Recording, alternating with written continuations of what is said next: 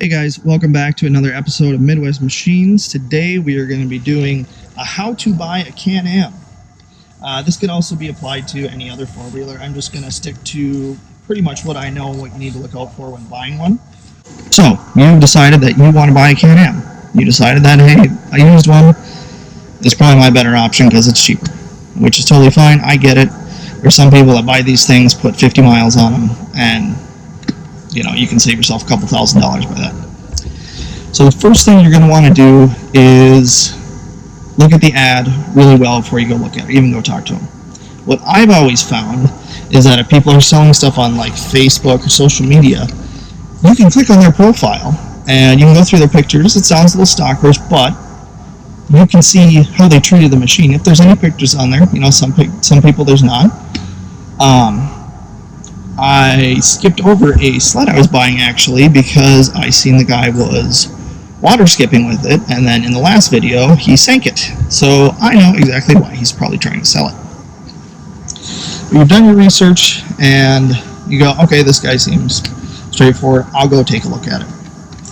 First thing you're going to want to do is walk up to the machine, start at the front, work your way back. Don't go skimming around, don't go walking on it. You need to concentrate on certain areas, and that way you won't miss something. So if you walk up, first thing you're going to want to see, is there damage to the front bumper? Is it bent? What does it look like? If the guy claims it's never been in the mud, a really good way to look at it is if you look back up in corners, like back up in here in these bumper covers, underneath, if there's mud or something underneath there, then you know. But, that could always be washed out too. So that's something you need to watch out for. So sticking with the front here, check the axles, make sure they're not broken, the boots are in good shape, the ball joints look like they're in good shape. Check the winch. I had a buddy that bought a four-wheeler and brought it out first day and the winch didn't work. So tried to fix it and turned out it needed to be replaced, but he never looked at it. So if you can, bring the winch out a little bit, see if the cable's frayed, see if there's anything wrong with it really. Other than that, up front, I would look at the shocks, make sure that the springs aren't broken, make sure that the attachments are all in good shape. And then another cool thing, if you look at the grease zerks, see if there's grease on them. See if they've been greasing them. If they haven't been, and it's got some miles on it, you know what? Those bushings and those bearings in there, or the bushings might be bad. And that's stuff you need to look out for because that's going to cost you a couple $100 probably. And if you do it yourself, it might be a little bit less, but stuff I definitely watch out for. Check the brakes, calipers, make sure everything's in good shape. There's nothing broken, no leaky lines or anything. So sticking with the front, make sure there's no damage to the radiator, make sure that looks like it's in good shape, make sure there's no leaks from it. You can pull these two things off here and pop this cover off. It's hard to do one-handed, but that cover off. Check that filter. What does that filter look like? Is it full of stuff? Check the lines, check the radiator cap, make sure that's all good. It's got snorkels on it, make sure that they were done right.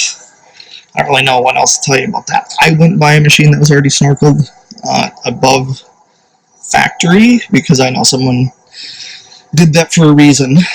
But, if you're getting a good deal on it, whatever.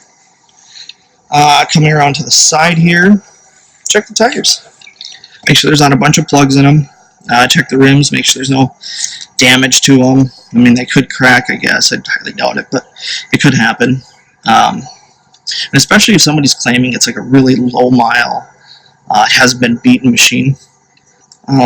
Scratches and stuff like this shows it's been in some mud holes, especially like damage like that. Damage like that, it definitely shows that it's been ridden, which is fine. It's just you need to be aware of what you're buying and who you're buying from. Coming up to the handlebars, make sure that they are not bent. They're in good shape. Make sure the lights work, all that good stuff. Speaking of lights, if it has aftermarket lights on it, make sure that the switch works. Come around, make sure the lights and everything like that work.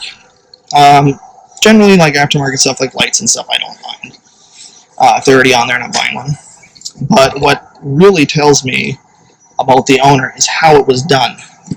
So for this one, I ran the wires right down through here. If you can tell, I put plastic conduit around it, so that way I knew the wires wouldn't run. So I made sure that it was done right. You don't want a machine that was packed together, because then you're going to end up having to put it back together properly.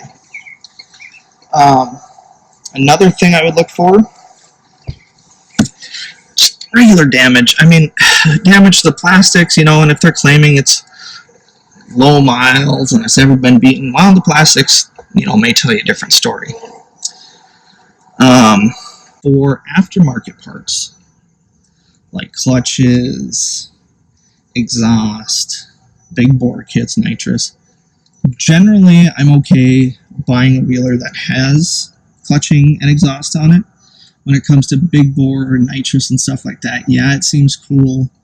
However, you didn't put the motor together. You don't know who did. I mean, if the guy's got receipts, okay, but why was it, you know, why did somebody put a big bore in it? What were they using it for at that point? It's been really ridden hard, if that's the case. With clutches, you know, if the guy claims there's a primary on it, okay, that's cool. If you've ridden a Can-Am before, you should be able to tell if it's got clutching or not. If you haven't, I would probably ride one first that you know has got stock clutching, because generally, if someone's claiming they have $1,500 worth of clutches back here, they'll have receipts for it. They'll probably have stock clutching itself, but that's the $1,500 will be the full primary and full secondary.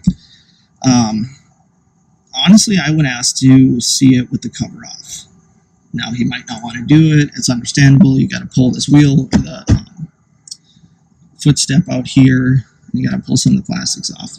But what you can do, actually, is back in here, there is a drain plug. I don't know if you can really see it here. Let's see if I can get up in there. There is that drain plug.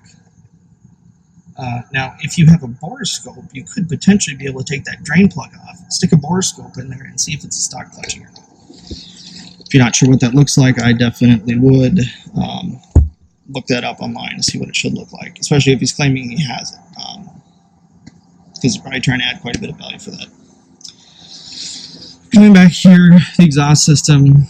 If it's got exhaust, cool. Doesn't add any value for me. Make sure it's in good shape. Make sure there's no damage to it. Make sure the plastics aren't melted up in here, because these like to get hot and melt the plastics. Make sure that's not melted. Like same thing in the front. Check your springs, check your shocks, check the axles, give them a good wiggle. The rear diff, if possible, I would ask to take the fill plug off to make sure it's full of fluid. Or, you know, at least take it down the road and see if that rear diff gets really hot, then you'll be able to tell. The drive shaft, I would give that a little wiggle. Let's see that right there. You can reach right underneath, give it a little wiggle, make sure there's no play in it, make sure that the seals in the diff aren't leaking, or through the transmission, make sure it's not leaking, because that's gonna, I mean, if you do it yourself, it's pretty cheap, but if you bring it to a dealer, it's probably a couple $100, I'm sure. Going to the rear, look for damage back here, damage to the racks. Does it have the original toolkit? What does it look like back in here? You know. Other than that, check the lighting, check fluids, obviously, all that stuff. You should know to do that. But other than that, I mean, it's pretty much how you're going to get a feel for it right away. Is it a good machine? Is it not? You should be able to tell. Especially if there's not a lot of damage, it's low miles, low hours, you know, that's a machine I would personally go for. I wouldn't go out, buy one that's got a big bore, buy one that's got a lift. If it's got aftermarket rims and tires, yeah, that's fine. But realistically, you want something as close to stock as possible. That way, if you want to add the mods, then you do it the way you want it done, not how somebody else did it. So other than that, we have a giveaway coming up pretty soon. We'll probably do that in September. I don't know what it's going to be yet. If you guys have ideas for stuff, leave them in the comments. We do have stickers. If you guys are interested in them, leave a comment below. other than that, that's about it. Oh, we have almost 70 subscribers now, which is totally awesome. We really appreciate that. We got a lot of cool riding videos coming up. We did a snorkel kit on Ethan's four-wheeler. Yeah. Like I said, we appreciate the support. Stay tuned, subscribe, like, share this if it helps you, comment below. If I missed something, leave it in the comments. So if you watch this video and you might have more questions, check the comments because everybody always has really good input on this kind of stuff. So until next time.